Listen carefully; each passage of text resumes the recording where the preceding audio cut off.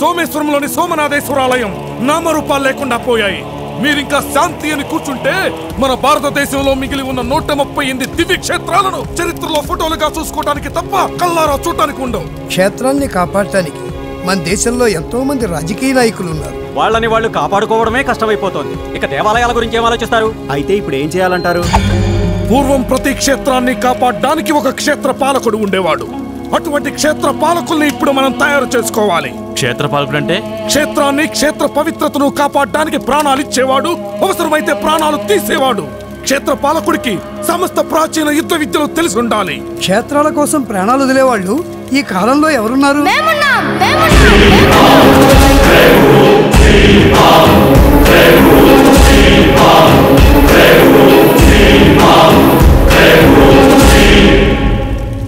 ఎవరుంటారన్నారు? చూసారా ఎంతమంది ఉన్నారో? ఉన్నారు సరే, ఆ ప్రాచీన యుద్ధ విద్యలన్నీ నేర్పించే వ్యక్తి ఈ ఆధునిక యుగంలో ఎవరున్నారు? ఉన్నాడు. ఆ విద్యలన్నీ తెలిసిన వ్యక్తి యావత్ భారతదేశంలో ఒకే ఒక్కడున్నాడు. హిమాలయాల దిగువన రుద్రప్రయాగ, కర్ణప్రయాగ, విష్ణుప్రయాగ, దేవప్రయాగ సంగమము దాటి ప్రాచీన యుద్ధ విద్యలకు తలమానికమైన తక్షశిలలో ఉన్నాడు.